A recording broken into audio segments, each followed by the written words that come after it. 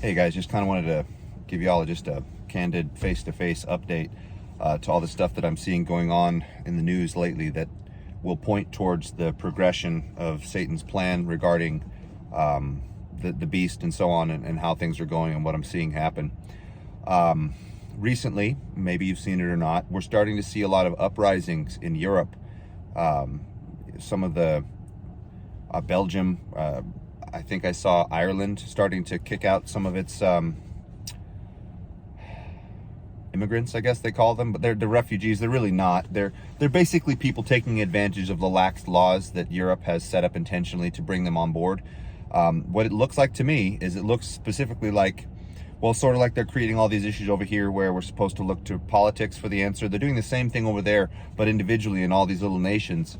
And one of the biggest things they did with the whole Syrian war was Syria, Turkey, and a bunch of other nations that really, yes, their countries were destroyed, but not so much to the degree to where we had to open up all of our borders and just allow a whole bunch of immigrants. They're immigrants. They're not refugees. They're just people that want to have better lives, and we can't really blame them for that. But their cultures are so different. Like when we look in Daniel with the let's see, I think it was Daniel 7. I'm sorry guys, long day. But anyway, the statue where we see the clay and steel feet, clay and iron, I guess, they don't really mix. And what we're seeing is the reality of those two cultures trying to mesh on the ground right now. And it was all intentional, by the way, make no mistake.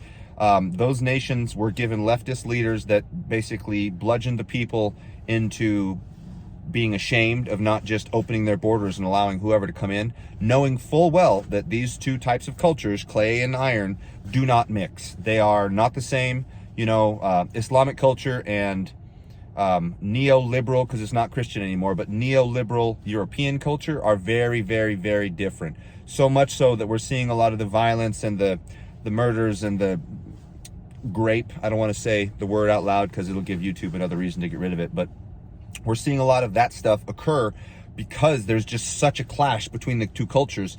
And when those folks were brought into all these nations, they were not told that the best thing to do was to integrate. They were basically told, no, you're fine just the way you are. Don't change anything. It's okay if you're segregated. Go off into your little neighborhoods. And internally, there was a lot of inbred hate that was intentionally foisted upon both the populations in Europe and the immigrant populations that were brought in, because the immigrant populations that were brought in never really liked the Europeans, and vice versa. The Europeans just looked at the immigrant population as like poor, pathetic, and you know, they it's racist as all get out, let's be honest. But basically their view of these people was very, very low, and they thought that if we don't bring them in, they're not going to make it, which on some level perhaps, but the people that were brought in that were unwilling to adhere to the culture in Europe essentially raised generation after generation. I think we're on the second generation perhaps since all of the wars and the big influx started in the early 2000s, that they're being raised up in their original Islamic culture, all while hating all of the Europeans around them. So the clashes that are going on, those were absolutely easy to see occurring ahead of time. What this all points to me is that these were the problems that were given to all of these nations, much the same way we're dealing with our problems here in the United States, to create the scenario where the 10 horns in Daniel that are described as being larger in prominence, in other words, the world leaders that are going to spring up in these 7 nations in the north and the 3 in the south, as a reaction to all the nonsense that they're creating now. So what I'm getting at is very soon we're going to start seeing a bunch of likely right-wing, maybe even severely right-wing, I don't know, leaders pop up. You know, we're already starting to see the clamorings in England, Germany, Hungary, of course, is already starting to swing hard to the right. Even France, you know, Le Pen, all those folks. They're, in my opinion, likely, not that I know exactly who they are, but very soon we're going to see the 10 horns, specifically the 7 in Europe and the 3 in the big Islamic nations, start to rise up and basically start creating that back and forth bickering that's eventually going to signal the situation for the antichrist to start rising in our own country. The end result of all of this is designed specifically to create such a situation where Israel is going to need protecting, and then the Antichrist eventually is going to not only take over here, but then hop over the pond, take over revived Rome, the seven heads, of Revelation on the beast that are shared with the Antichrist himself. And then, of course, the three horns of the south, they're all part of the beast as well, because they're very much being set up by Satan intentionally to give Antichrist eventually, after the two world wars during the first half of the tribulation. They're being set up specifically to hand over their madhi, as I'm pretty certain it's going to be, to the Antichrist, so that he has somebody to conquer.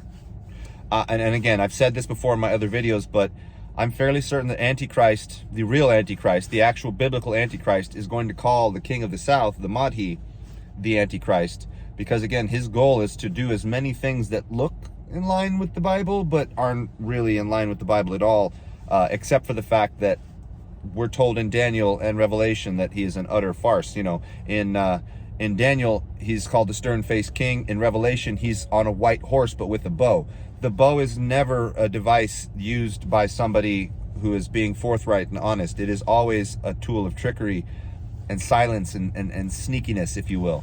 So I have a feeling very soon we're going to start seeing these nations start to kick out these immigrant populations in mass, which, of course, as those folks are being put back into their country or whatever country they're sent back to, that is going to cause such an uproar. Because, I mean, let's be honest, Islamic nations already hate Western nations, and it's intentional. It's all been engendered. This is not natural. I mean, it's natural, but it's also unnatural in that, well, Islam is clearly a satanic religion.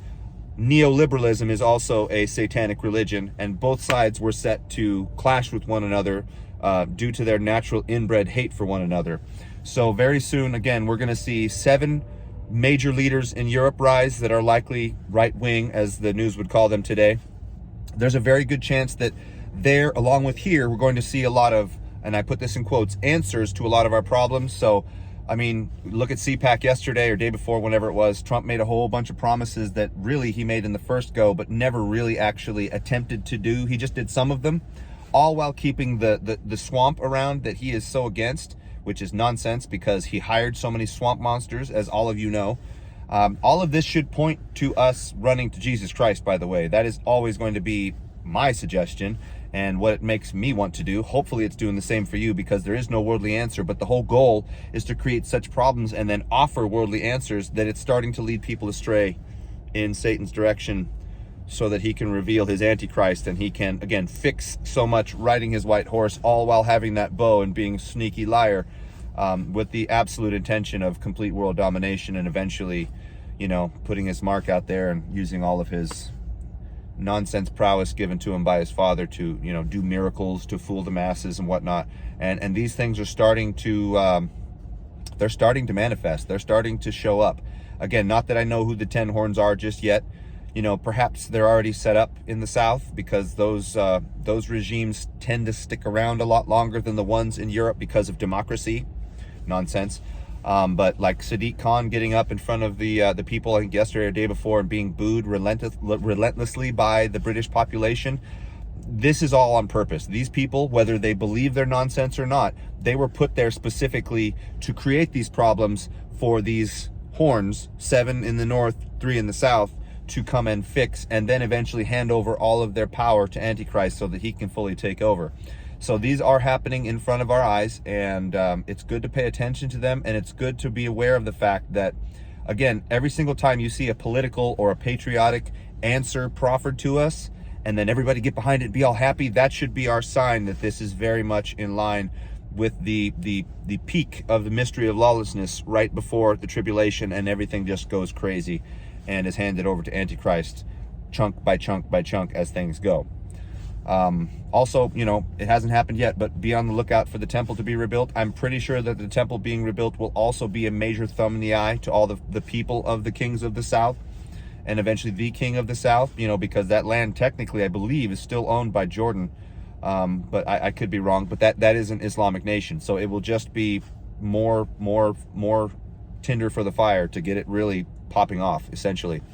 So I hope you guys are paying attention to this stuff. Again, it's not that it's a sign that anything's happening right now. Oh, and as a side note, lots of folks out there want to say that the shot is the mark of the beast. That's absolute nonsense. This is part of the reason why knowing just a little bit of the language helps, but the word for the mark means a literal marking on the skin. It does not mean an injection, and it will also be proffered to you as something, as a replacement for the actual Jesus Christ. Nobody who got the shot is thinking in their mind, I'm gonna be against Jesus. I've met plenty of actual Christians that got it, and whether they're suffering from it or not is beyond the point, but it is certainly not the mark of the beast. So be on the lookout. Those horns are about to start rising. We're about to see some major turnarounds in world affairs that seem to be in our favor. They are not. They are all, again, engendered and pre-set up bowling pins for Antichrist to knock down.